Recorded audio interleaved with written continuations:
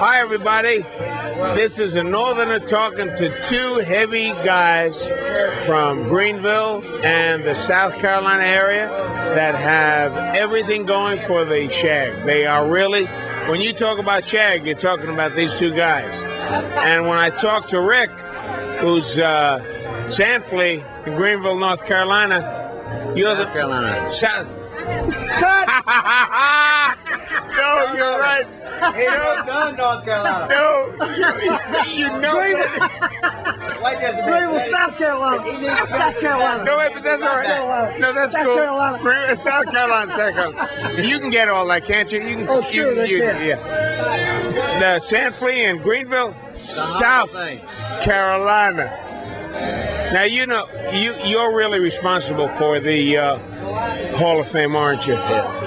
How did that thing get started? Well, in 1983, when I came up here to open the Sand Flea Beach Club, I felt like it was time for the shaggers, the guys and the gals that brought us to the dance to be recognized. Well, how did you get a hold of all the guys and gals? I mean, how did you know that? I got the telephone book out. I got Jimmy Dingler and Harry Driver and Gene Allen Ferguson and the folks that I knew some of them. I didn't know all of them. You got the right ones right there. You know that, don't you? I know that. Nelson Burton, Charlie Boone, Betty Kirkpatrick. Betty Kirkpatrick. Who is Betty Kirkpatrick? Betty Kirkpatrick. I met her before. Do you remember her? She used to be a lady. Well, I'm married to her now. We got all these people together, and I asked them to meet me in Charlotte. One Monday night, Sunday night, whatever. And we sat down and organized the Beach Shaggers Hall of Fame. And we really didn't think, I know maybe these guys did, that it would be as successful and as popular and as great as it's been. But they came from all over the country, didn't they? They weren't only North Carolina. They were from New York. They were from California. When they were called and asked to come, everybody was there. And we set up some bylaws and some rules and regulations and everything to get the Beach Shaggers Hall of Fame going. And that's how it got started. Well, I got to tell you, in my experience as an executive with Broadcast Music Incorporated, which licenses most of the music that's used in connection with the shag, we were very much aware of the shag and the Hall of Fame and how it was evolved. And I got to tell you, when we saw what was going on down here, we said, we have to get involved in that kind of music, because we always were from 1940 on, you know. Well, Harry knows more about the shag and how and the beach music per se, but the Hall of Fame was the thing that we got started, and you need to ask him. He's a whole lot older than I am, a whole lot uglier than I am, Now wait a minute now, Harry. You are not. I'm not responsible for what Rick says. I am not. And on occasions when he's really on, he dances better than I do. Everybody dances better than you do, Rick. Well, that's what a guy told me yesterday. Harry. I don't know how I got in and how I dance around my big belly. Well, which I resemble. Ladies and gentlemen, I got to tell you that I'm sitting here with two guys that really are powerhouse, and I've joked with Rick Hubbard of the Sand Flea in Greenville, South Carolina, but I got to tell you that the dancer to end all dances, and as far as I'm concerned, he's the champ. He's the main man. I'd like to introduce you to Harry Driver, who's my main man. Stanley, you didn't blow the line that I gave you. you did that marvelously. Really, what can I tell you, Stanley? They've got guns pointed at me, folks. Oh, Stanley, it's so nice to have you with us. So it really is my pleasure. But in terms of shag, you were around when everybody was doing that thing at the beach, and that was what it was. Well, Actually, it started with me at White Lake in 1939, 1940 with my sister Catron. Not very many of us remember 39 and 40. I don't remember it too well, but the point is... That's a lie. But the point is that my sister taught me to dance so that she could go and be properly introduced at a dance place. When the band started to play, you either had to have your mother with you, your younger brother, or a date. And my sister loved to dance, so she taught me to dance and made me go along with her. This was all in White Lake. Yeah, it was all at White Lake in 1939, 1940. Well, I was just a child. I mean, I was a very small child. Yeah. Yes, we won't get into that, but he was. My birthday is. When is your birthday? I was born January the 1st, 1939, and he's talking about what you got your dates mixed up. Harry, White Lake in 1939 and 1940, were you? Harry, would you mind? Would you tell Rick that I worked alone? Rick, he worked alone. Now I got to tell you, these two guys are clowning an awful lot and having a lot of fun. But where I come from, most of this shit out of here, you know that. I said, please, now I'm going to be serious. I work alone, Rick. Let me tell you. But when I was a young guy in the North, we didn't have the same thing that you all had down here in Myrtle Beach and the South. When I was a young man, we had a place called Coney Island and Rockaway, and we had boardwalks. Now, you didn't have boardwalks in Myrtle Beach, and the boardwalks, they had what was called like a carnival kind of atmosphere. Au contraire. They had the boardwalks and the carnival atmosphere at Carolina Beach, not in Myrtle Beach. And I love you, Stanley, but we had the same thing. See, the South and the North is coming out again. They're after me now, folks. Are we going to do it again? I'm serious. I'll handle this from now. Would you tell us about the shag and on Carolina Beach? We actually didn't know that they shagged on Carolina Beach.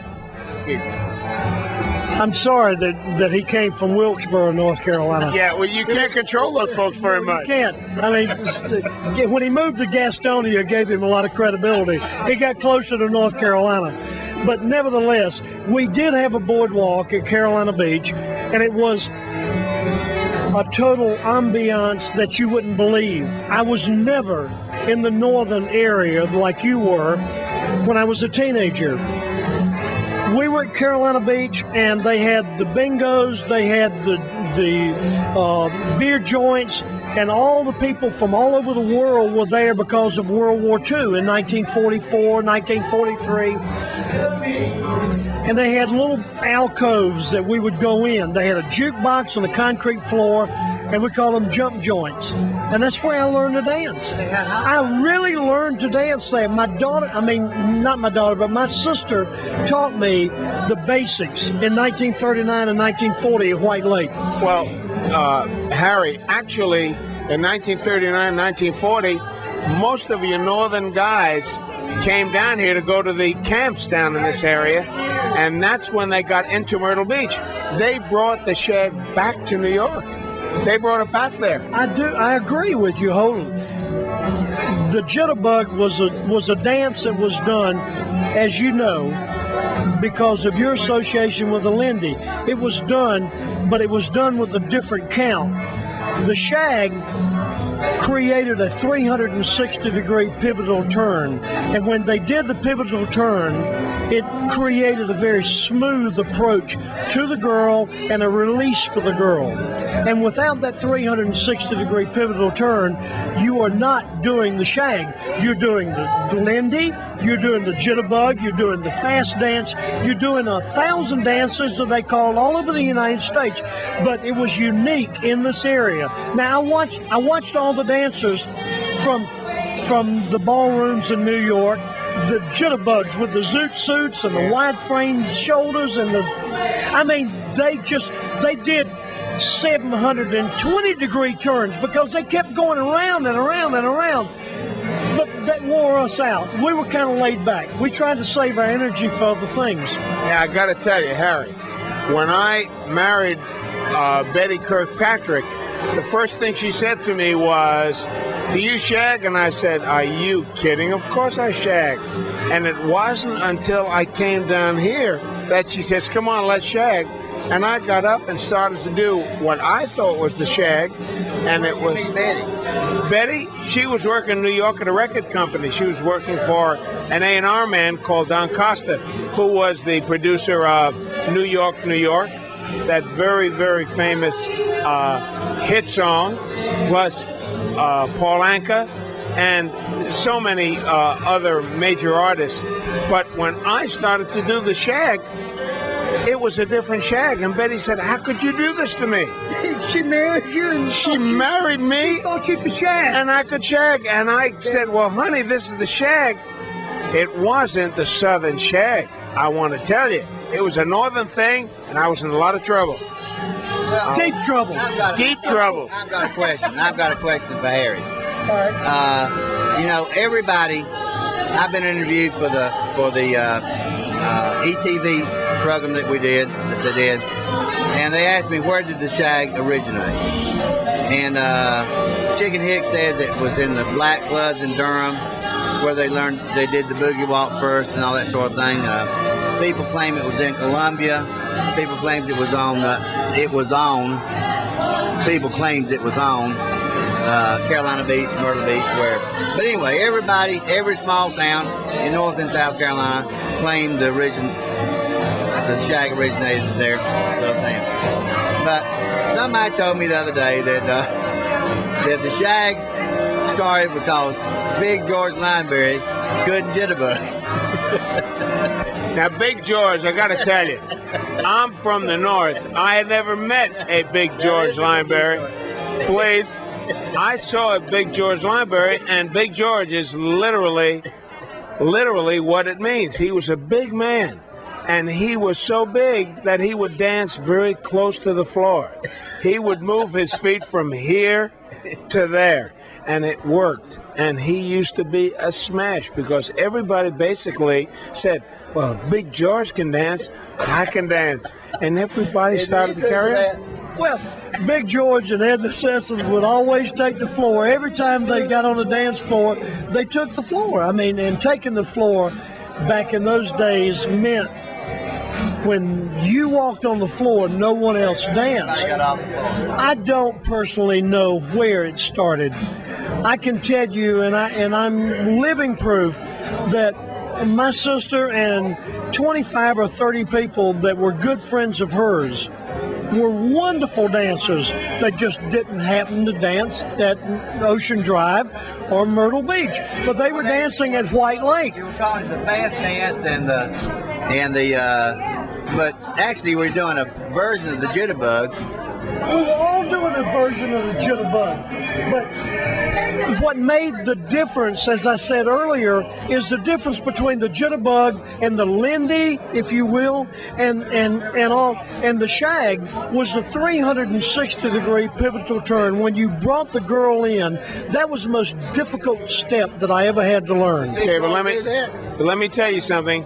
This may very well be, most of your great characters had great, marvelous names, but really what we're talking about here is the dance and Myrtle Beach and any beach where you can hang out Carolina Beach, and you can have fun and just dance and just be yourself, whether you're 16 or you're 70, because let me tell you, we have people that are still dancing at 70, and they are something else to see. And all I can tell you is that I'm glad that I'm a part of this whole dance thing, even though I'm from 800 miles north of this. And I want to thank you for allowing me to come into your home. You may be from 800 miles away, but you're about 2 seconds away from all our love and friendship. I love that. I love it. And you want to say something, baby? I love you too, darling. Okay, you got it. I hope you can get a minute and a half. You should have something. When I saw you do this, I said, I got to